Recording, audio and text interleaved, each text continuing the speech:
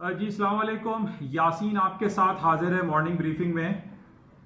आज इस हफ्ते का आखिरी दिन है, फ्राइडे है, डेट है 24 अप्रैल। बहुत सारे हमारे अरब कंट्रीज में आज यकुम रमज़ान है, पहला रोज़ा है, वहाँ पे रमज़ान माह मुबारक शुरू हो चुका है। पाकिस्तान में कल पहला रोज़ा होगा, आज शाम को पहली तरावी होगी। तो आप तमाम हजरात को ये रमज़ानुल मुबारक की खुशियाँ मुबारक हों।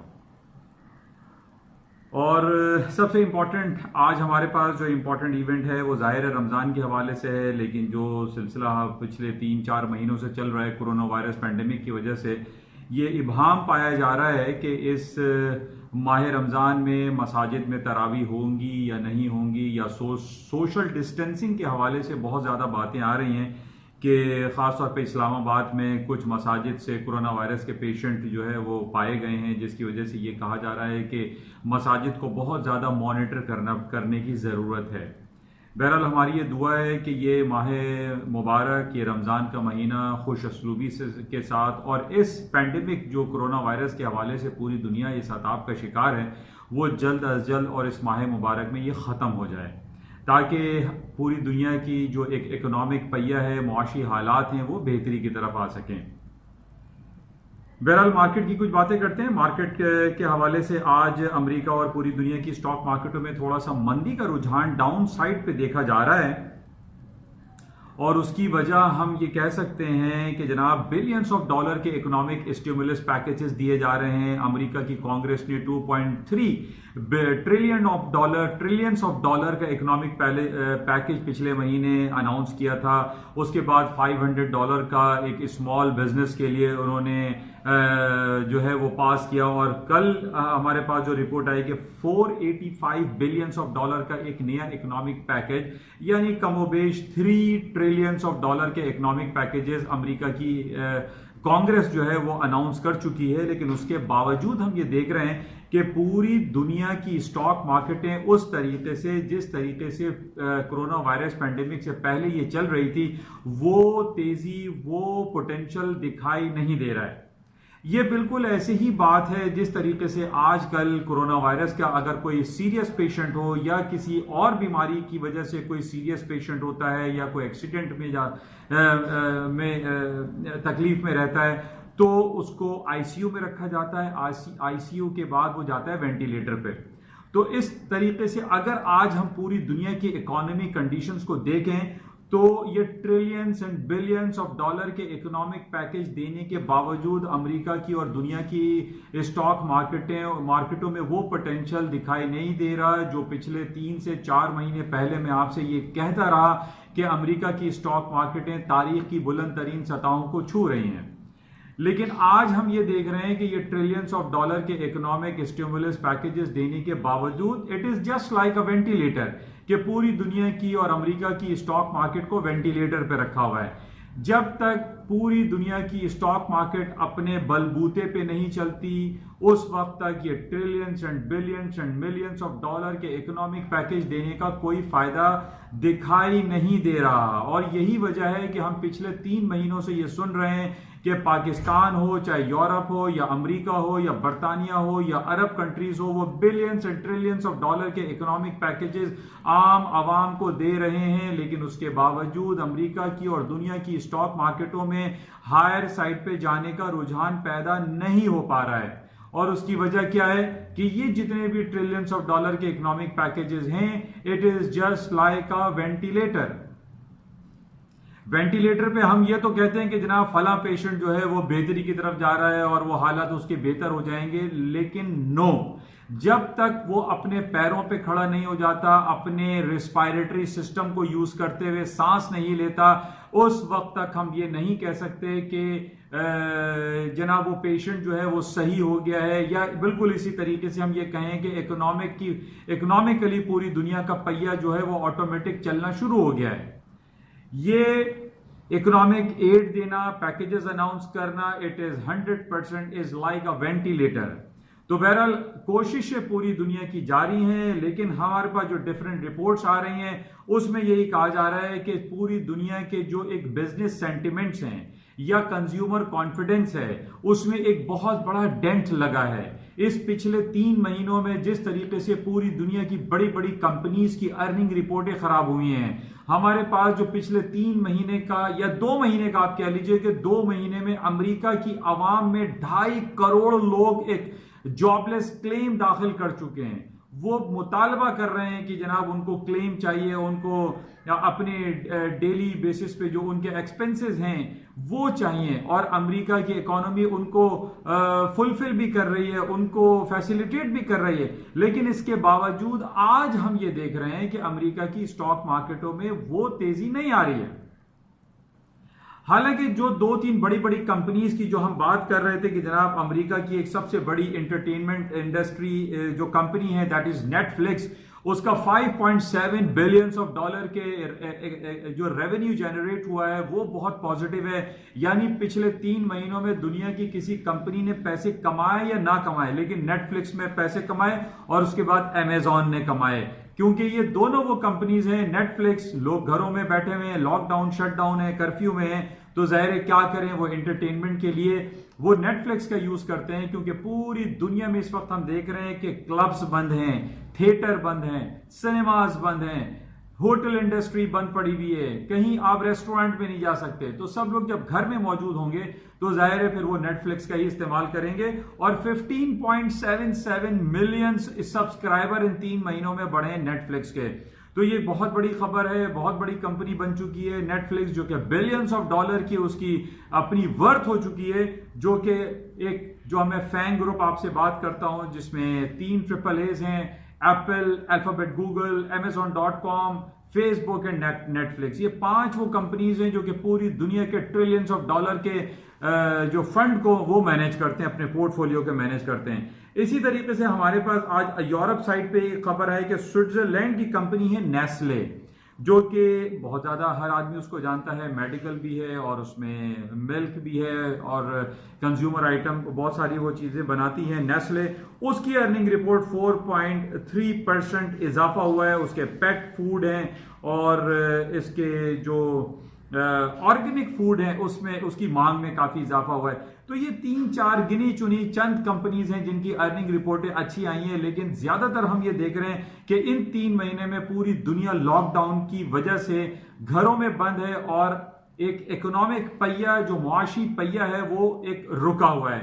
और इसी वजह से हम देख रहे हैं कि ये ट्रिलियंस ऑफ डॉलर के इकोनॉमिक पैकेज देने का कोई खातिर खा फायदा नहीं हो पा रहा है। अच्छा, कल हमारे पास ये रिपोर्ट थी कि जनाब अमेरिका की स्टॉक मार्केटों में थोड़ी सी तेजी आई थी। अच्छा, तेजी आने की वजह ये कह सकते हैं कि 50 to 70% क्रूड ऑयल की मार्केटें दोबारा से ऊपर की तरफ चली गई हैं। यानी वो मे कॉन्ट्रैक्ट जो बिल्कुल जीरो रेट पर आ गया था, जीरो प्राइस पर आ गया था, बल्कि $0.37 यानी 37 सेंट लोगों को ये कहा गया कि आप पेट्रोल लेके भी जाएं और हमसे पैसे भी ले जाएं। तो वो बड़ी पूरी दुनिया के मीडिया में ये चर्चा हो गया था कि क्रूड ऑयल की प्राइसेस जीरो रेट पर आ गए। हालांकि ऐसा नहीं था, वो एक पर्टिकुलर एक मई का कॉन्ट्रैक्ट था जो कि डिलीवरी वाले दिन इसमें ये सूरत हाल बर्पा हुई। लेकिन अभी हम ये देख रहे हैं कि जो जून कॉन्ट्रैक्ट है, ये स्पॉट मार्केट में जो क्रूड ऑयल की प्राइसेस हैं वो निस्बतन मुस्तहकम की तरफ गई हैं और वो $15, $16, $17 पे अभी इस वक्त क्रूड ऑयल की प्राइस चल रही है। अच्छा, क्रूड ऑयल की प्राइस ऊपर जाने की वजह 2 दिन से हम ये देख रहे हैं कि अमेरिका और ईरान में कुछ तल्ख कलामी शुरू हो गई है और अमेरिका ने ये कहा है कि उनकी जो मिसाइल जो टेस्टिंग हो रही है ईरान की जानिब से, हम उसके ऊपर अटैक करेंगे। यानी पिछले 3 महीने से हम ये देख रहे हैं कि सिर्फ कोरोना वायरस के पेंडेमिक का ही चर्चा था, लेकिन कल हमारे पास जो रिपोर्ट आई उसमें ईरान और अमेरिका के दरमियान और के माबैन कुछ तल्खियां दिखाई दी। और इसमें यह कहा जाता है कि जो स्ट्रेट ऑफ हर्मुज है, जहां से तमाम ईरान के तेल लेके जो उनके बहरी जहाज निकलते हैं उसके ऊपर अटैक हो सकता है, वहां कोई डिस्ट्रप्शन क्रिएट हो सकती है जिसकी वजह से तेल की जो पूरी दुनिया में सप्लाई है वो खराब हो सकती है। तो निस्बतन थोड़ी सी मार्केट हायर साइड पे गई हैं। क्रूड ऑयल के मुस्तकम होने का रिफ्लेक्शन हमारे पास यह आया कि कल अमेरिका की स्टॉक इंडिसेस जो स्ट्रीमलाइन है, S&P, डाउ जोन्स, नैस्डैक, उसमें भी कल हमने तेजी देखी।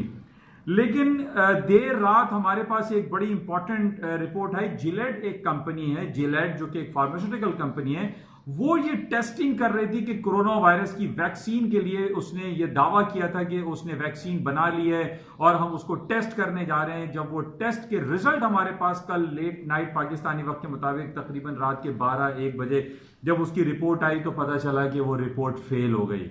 वो वैक्सीन जो कि कोरोना वायरस के हवाले से बनाई जा रही थी, जिलेट कंपनी जो फार्मास्यूटिकल कंपनी है यूरोप की, वो फेलियर की तरफ चली गई। उसके रिजल्ट्स नाकाम हुए, जिसके बायस ये अंदेशा लाक हो गया कि ये पैंडेमिक मजीद लिंगर ऑन होगा और मजीद काफी अरसे तक चलेगा, जिसकी वजह से कल स्टॉक मार्केटों में दोबारा से डाउनफॉल आया और अभी तक वो इंटैक्ट है। अच्छा, इसके अलावा आज शाम हमारे पास पाकिस्तानी वक्त के मुताबिक 5:30 बजे बड़ी इंपॉर्टेंट रिपोर्ट आ रही है, ड्यूरेबल गुड्स ऑर्डर्स। अमेरिका की ये बड़ी इंपॉर्टेंट रिपोर्ट होती है जो कि माहाना यानी मंथली बेसिस पर आती है। इसमें ये जज किया जाता है, ये चेक किया जाता है कि वो तमाम जो मशीनरी आइटम है जो हमारे और आपके घरों में इस्तेमाल होती है, जिनकी लाइफ स्पैन 5 साल से 10 साल से ज्यादा होती है, जिसको हम ड्यूरेबल गुड्स ऑर्डर्स कहते हैं, जो कि हमारे घरों में आप फ्रिज, रेफ्रिजरेटर ले लीजिए, वॉशिंग मशीन ले लें, या घर में जो डिफरेंट इस्तेमाल होने वाली जो चीज़ें हैं यानी वैक्यूम क्लीनर आप ले लीजिए कि 5 साल से 10 साल तक चलता है। इनकी एक बड़ी इंपॉर्टेंट रिपोर्ट आती है, that is known as a durable goods orders.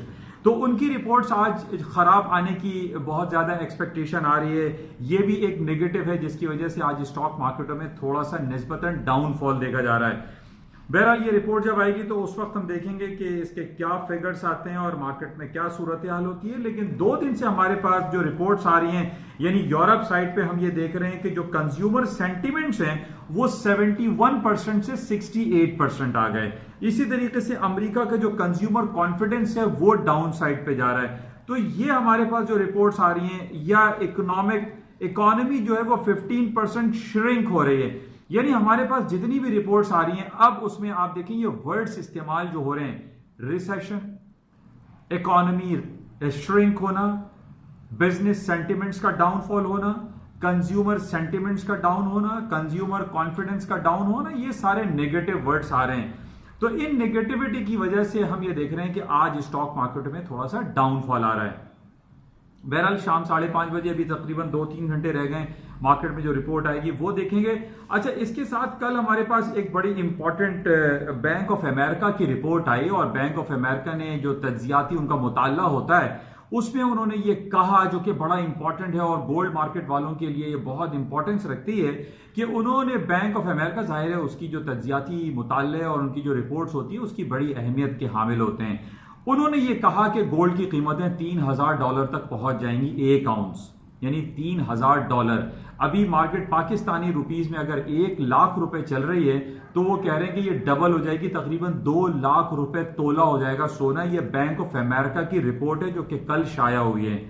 उसमें उसकी वजूहात बयान कर रहे हैं। वो ये कह रहे हैं कि जिस तरीके से America economic stimulus packages announce किए जा रहे हैं, millions and billions and trillions of dollar के उसने नोट छाप के पूरी दुनिया में डॉलर की फरावानी कर दी है। तो आप ये बेसिक देखिए, आप इस चीज को समझिए कि जब दुनिया में किसी चीज की ज्यादती हो जाती है, अगर कोई मार्केट में चीजें ज्यादा अवेलेबल होती हैं तो उसका क्या रिएक्शन होता है, उसकी कीमतें कम हो जाती हैं, वो अपनी कदरों मंजिलत को खो देता है। तो यही वजह बताई जा रही है कि ये पिछले 3 महीने में अमेरिका ने $3 ट्रिलियन के जो इकोनॉमिक पैकेजेस अनाउंस किए हैं। इसका मतलब है कि अमेरिका डॉलर को छाप रहा है, डॉलर की प्रिंटिंग कर रहा है और पूरी दुनिया में डॉलर फरावानी से अवेलेबल होगा।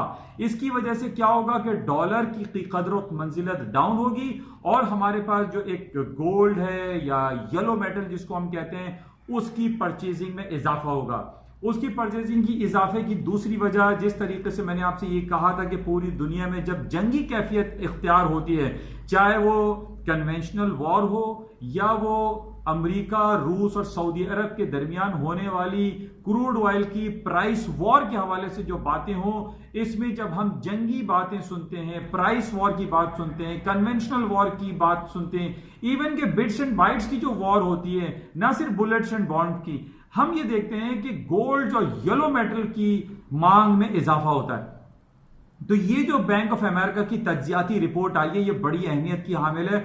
और इसमें उन्होंने जो पॉइंट्स दिए हैं, जो इंडिकेशन दिए कि गोल्ड $3000 तक मार्केट 1 आउंस पहुंच सकती है, इसमें कोई मुबालगा आराई इसको हम नहीं कह सकते। इसमें कहीं ना कहीं कोई हकीकत है, और हकीकत के पॉइंट्स मैंने आपसे डिफाइन किए कि डॉलर मार्केट में बहुत ज्यादा अवेलेबिलिटी हो जाएगी, जिसकी वजह से सोना बढ़ सकता है।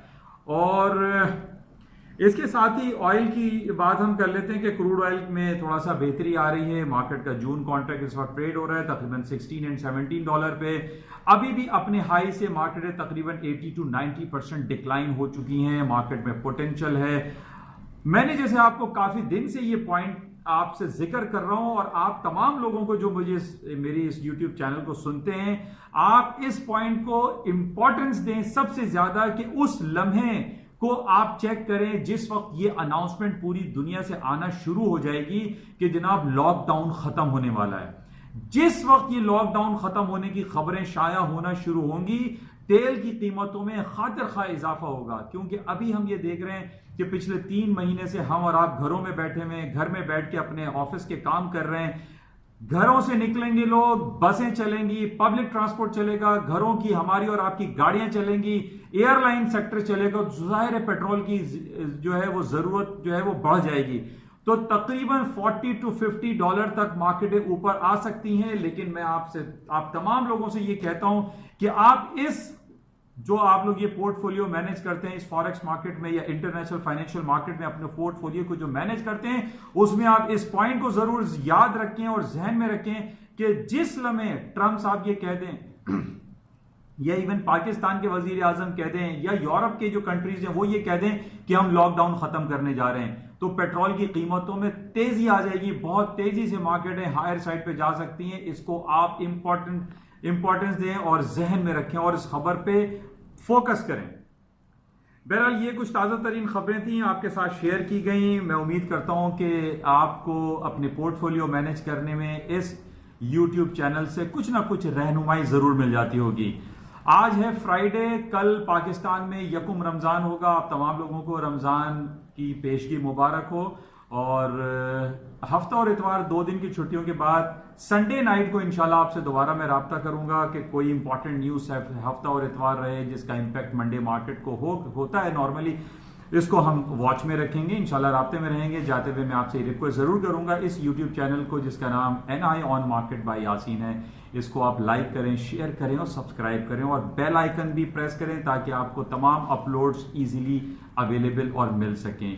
फेसबुक पे इसका पेज बना हुआ है, उसको भी आप विजिट कर सकते हैं, NI on market by Yasin. Thank you.